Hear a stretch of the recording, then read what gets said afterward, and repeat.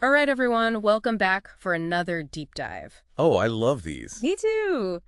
And I think today's topic is one of the biggest mysteries in American history, the JFK assassination, Definitely a lot to unpack there. for sure. And we've got this stack of articles here from the Dealey Plaza Echo, Volume 1, Issue 2, which just happens to be uh, chock full of alternative theories. Some of them are pretty out there. Yeah, and that's what makes it so fascinating, right? So our mission for this deep dive, I guess you could say, is to sort of sift through the arguments, look at the witness accounts and see what evidence they present. And the Dealey Plaza Echo is known for some pretty in-depth analysis. Oh, yeah, definitely. We're going to really focus on the things that challenge the official story, especially that single bullet theory. You mean the one that says one bullet went through JFK and Governor Connolly? Yeah, that one. It's been debated for decades, and the Dealey Plaza Echo really doesn't hold back in picking it apart. Not at all. One article that really jumps out is Russell Kent's The Best Evidence Against the SBT. Oh, yeah, that's the one where he goes deep into the physical and medical evidence, right? Exactly. Kent doesn't just question the single bullet theory. He kind of systematically dismantles it piece by piece. I like his style. Yeah, and he starts with the bullet itself, CE 399. The so-called magic bullet. Right. The one that supposedly caused all those wounds, and yet it was found in pretty much pristine condition. Yeah, the one that went through two people, multiple bones, and came out practically unscathed. I know, it's a hard one to believe. It really is. Kent points out how unlikely it is for a bullet to inflict that much damage and stay almost perfectly intact. I mean, that's just basic physics, right? Right. And then when you look into the chain of custody for CE 399, well, let's just say there are some gaps in the timeline. So we're already seeing holes in the official narrative, and we haven't even gotten to the medical evidence yet. Oh, this is where it gets good. Kent argues that the medical evidence actually contradicts the single bullet theory. Okay, how so? Well, for starters, there's no clear evidence of an exit wound in JFK's back. Wait, if there's no exit wound, how could that same bullet have hit Connolly? Exactly. And to make things even more confusing, even the autopsy doctors who examined President Kennedy gave conflicting testimonies about the entry and exit points of his back and throat wounds.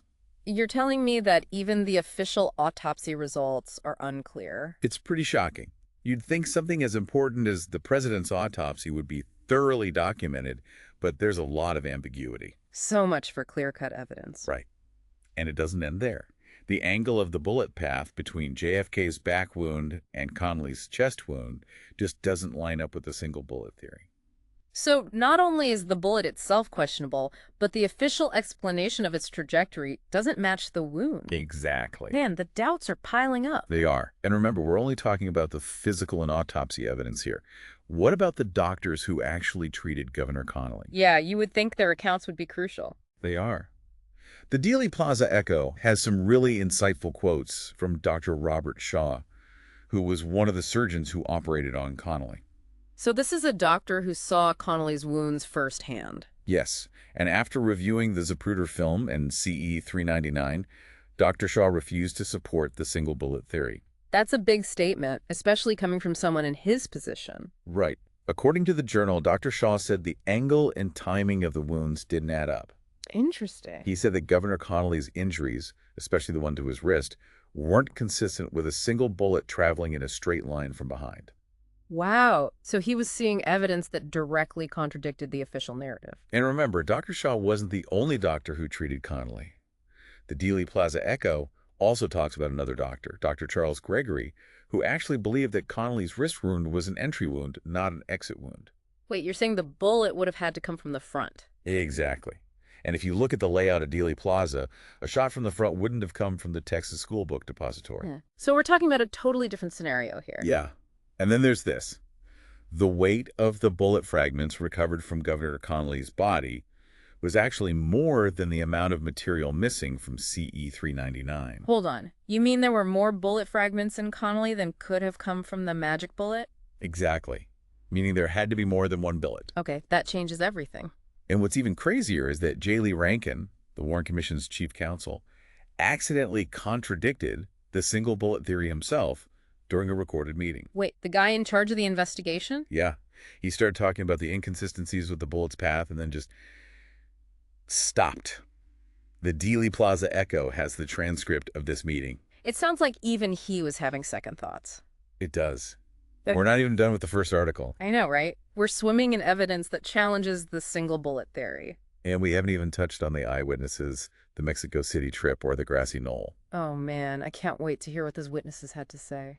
Get ready, because some of these accounts are truly mind-blowing. Okay, let's dive in and see what other secrets the Dealey Plaza Echo holds. All right, let's go. Okay, so we've poked some pretty big holes in that single bullet theory, just based on the physical and medical evidence alone. Right, but what about the people who were actually there in Dealey Plaza? What did they see? That's what I'm really curious about.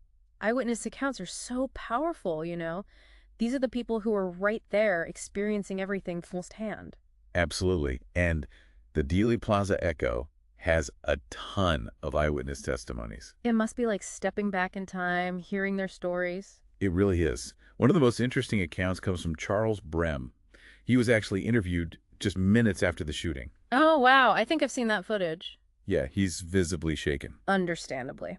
So what did Brem have to say? Well, he always maintained that the shots came from one of the buildings at the corner of Houston and Elm Streets. And that's completely different from the Texas School Book Depository, right? Totally different location. Brem's testimony suggests a different trajectory for the shots, which obviously contradicts the single bullet theory. A witness putting the shots in a completely different location just minutes after the event. It's pretty compelling. It is. What else did Brem say? Well, what makes Brem's account even more interesting is that he'd actually been shot before. Really? Yeah, so he knew firsthand what it felt like to be hit by a bullet, how a bullet could move through the body. So he had a unique perspective. He did. According to the journal, Brem said that in his experience, the bullet that hit him traveled in a much more realistic way than CE-399 supposedly did. So this isn't just a random guy on the street. This is someone who understands ballistics, saying that the official story just doesn't make sense. Right. But that's not the only bombshell from an eyewitness. Oh! Remember Oswald's trip to Mexico City a few weeks before the assassination? Yeah, what was he even doing down there? Well, the Dealey Plaza Echo has this account from two Australian tourists, Kamala Mumford and Patricia Winston. And they were on the same bus as Oswald, heading to Mexico City. So they met him face to face. Yeah, a few weeks before the assassination. That's incredible. What did they say about him? Well, get this. They claimed Oswald looked completely different in person than he did in his passport photo. Like a totally different person. Pretty much. They described him as being thinner, with receding hair, like almost unrecognizable. So these two tourists are placing Oswald in Mexico City, but their description of him doesn't match the official records. Exactly. That's definitely suspicious. Some people think Oswald had a double, or that someone was impersonating him in Mexico City. Like a spy movie or something. Right. But these women were positive it was Oswald. Wow, that just deepens the mystery. It does. We've got conflicting accounts, a suspicious trip to Mexico City, and a whole lot of questions still unanswered. I know. And we haven't even talked about the grassy knoll yet. Ah, yes, the grassy knoll. It's like the heart of all those JFK conspiracy theories. And for good reason. The Dealey Plaza Echo has some pretty compelling testimonies from people who saw or heard something suspicious coming from that area. You know, every time I see footage of the assassination, I always find myself looking at the grassy knoll like it's just the perfect spot for a second shooter. It does make you wonder. It does. So what kind of testimonies are we talking about? Well, one of the most intriguing ones comes from Ed Hoffman. Hoffman. Yeah, Ed was deaf, but he had incredibly sharp eyesight. Okay. And he was watching the motorcade from Stemmons Freeway, which gave him a clear view of the area behind the picket fence. So he had a unique vantage point. He did. According to the article, Ed Hoffman described seeing a man in a suit firing a shot from behind that fence. Whoa, hold on. He saw a second shooter. That's what his testimony suggests. He even said he saw the suit man, as he called him, pass the rifle to another person who took it apart and disappeared. Wow. And it gets even crazier.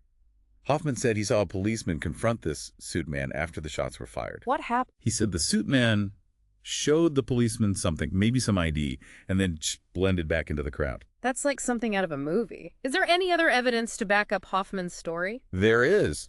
Remember Lee Bowers, the signal tower witness? Yeah. He also said he saw two men behind the picket fence during the shooting. So we have two separate people placing suspicious vans behind the fence at the exact time of the assassination. It's hard to ignore. It really is. And the Dealey Plaza Echo mentions even more witnesses who saw strange things happening near the fence and the railroad bridge. Oh yeah, remember those railroad workers? The ones who might have caused the limo to slow down. Right. Did they see anything? Well, the journal doesn't actually have any testimonies from the railroad workers themselves, but it does talk about a Dallas police officer named Joe Marshall Smith. Okay, and?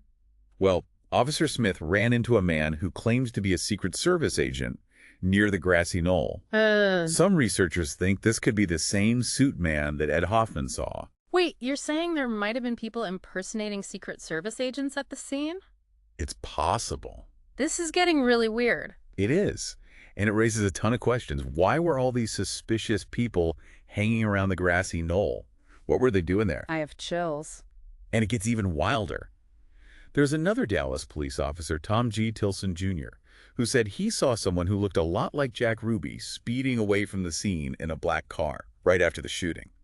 Jack Ruby, the guy who shot Oswald. The very same. What was he doing there? Nobody knows. The journal says the authorities never even followed up on Tilson's lead.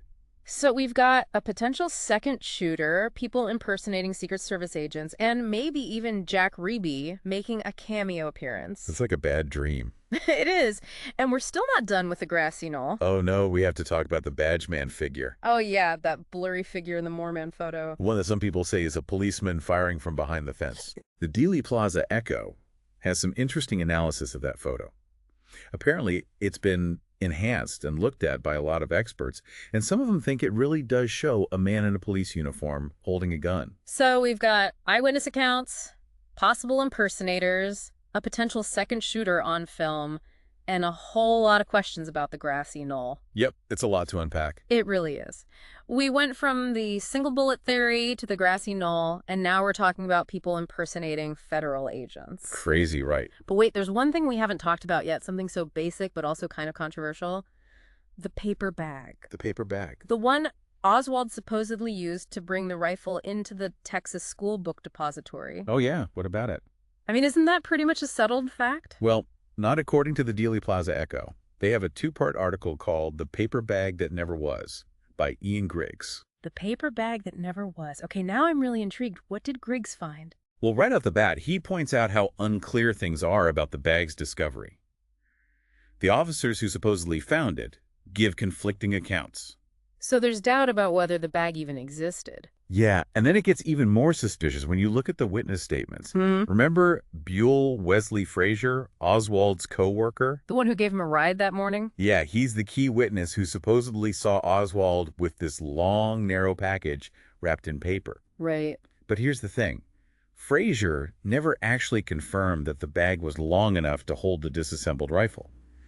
He saw Oswald with a package, but he couldn't say for sure that it was the right size for the gun. So the one guy who supposedly saw it in the package can't even say it was big enough for the rifle. Exactly. And the Dealey Plaza Echo says that none of the other people working at the TSBD who saw Oswald that morning backed up Frazier's story. Nobody else remembers seeing him carrying anything unusual. So one shaky eyewitness and a bunch of people who saw nothing. That doesn't sound too convincing. Nope. And then there's the bag itself. Was there anything that directly linked it to Oswald or the rifle? Good question. Well, the Dealey Plaza Echo has some excerpts from the testimony of FBI Special Agent James C. Cadigan. He was an expert in, analyzing documents and stuff. So he would know what he's talking about. Exactly. And Cadigan said that the bag and the tape matched materials found at the TSBD, but he couldn't find any markings that connected the rifle to the bag. No fingerprints, no fibers, nothing. Nope. And get this, they actually had to make a replica bag because the original one got damaged during fingerprint analysis. You're kidding. They damaged a key piece of evidence. It's a pretty big mistake. It is. And the Dealey Plaza Echo has more. They include testimony from Troy Eugene West, the guy who wrapped packages at the TSBD. West was very specific. He said that type of bag could only have been made at his workbench, and he never saw Oswald anywhere near his supplies. Wow. Right. So if Oswald didn't make the bag, and there's nothing linking him to it, how did that rifle get up to the 6th floor? Yeah, that's the big question. It sounds like the Dealey Plaza Echo is saying the paper bag theory might be completely made up. That's what it looks like. Yeah. They raise a really important point. If we can't even trust the official story about something as simple as a paper bag, what else might be wrong? Oh man, I know, right? Makes you wonder about everything. It does. And, with all this talk about conspiracy theories and possible cover-ups, there's one thing that always gets me thinking. What role did the government play in all of this? Oh, you're going there. You think the government might have been involved in the assassination itself? It's a possibility, and the Dealey Plaza Echo has some interesting points that make you question the actions, or maybe the inactions, of certain government agencies. I know, right? It's like we're peeling back the layers of an onion, and every layer is more mysterious than the last. Exactly. And now you want to talk about possible government involvement. Well, it's hard not to think about it after everything we've uncovered. I mean, if there was a cover-up, what were they hiding? Why? That's the big question, isn't it? The Dealey Plaza Echo throws out a few different ideas. Oh, like what? Well, one thought is that it all ties back to the Cold War. Makes sense, I guess. Yeah, I mean, back then, tensions between the U.S. and the Soviet Union were at an all-time high. Right. Mutually assured destruction and all that. Exactly. And some people think that if the truth about JFK's assassination came out, especially if it involved, like, foreign powers, it could have sparked a major conflict, maybe even a nuclear war. So the idea is that they covered it up to avoid World War III. It's a pretty intense theory, but it's out there. And it makes a certain amount of sense in a scary kind of way. Right. And then you have the whole issue of domestic politics, JFK had his fair share of enemies, even within his own party. Yeah, that's true. Some folks believe those enemies might have wanted him gone permanently, and that maybe even some parts of the government were involved in that. So you've got motives related to international tensions and internal power struggles. It's a tangled web, that's for sure. It is.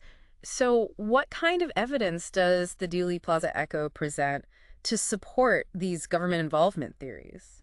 Well, one of the biggest things that stands out is just how much evidence got destroyed or just plain disappeared after the assassination. We already talked about the damaged paper bag. Right. But there are other examples, too, like President Kennedy's brain, a crucial piece of evidence that could have told us a lot about how the fatal shot happened. It just vanished. Wait, the president's brain is missing? Yep. To this day, nobody knows what happened to it. That's wild. And then there's the limousine. They cleaned it and fixed it up super quickly after the assassination, which might have gotten rid of a lot of important evidence. You'd think they'd want to preserve every single detail in a case this big. You'd think so. And the Dealey Plaza Echo mentions witness intimidation too, right? Oh, yeah, that too. Lots of witnesses who said things that didn't fit with the official story claimed they were harassed, threatened, even silenced. That's pretty terrifying. Sounds like a cover-up straight out of the movies. And then there's the Warren Commission itself, the group that was supposed to be investigating everything. Yeah, what about them? Well, some people believe they were compromised from the get-go, that they were told to reach a specific conclusion instead of actually finding the truth. So they might have been part of the cover-up. The Dealey Plaza Echo definitely makes you wonder. For example, they point out that a lot of important witnesses who had conflicting stories weren't even called to testify. Interesting. And the final report they put out, the one that said Oswald acted alone, well, a lot of people have criticized it for ignoring or downplaying a lot of the evidence. It's like every step of the way, something seems off, whether it's the initial investigation, how the evidence was handled, or the official report itself. There are definitely a lot of red flags. This whole deep dive has been so eye-opening. We started with questions about the single bullet theory, then looked at all these conflicting eyewitness accounts, and now we're talking about a potential cover-up. It really makes you realize that history isn't always what it seems. You got that right. Sometimes just asking the right questions is more important than having all the answers. Absolutely.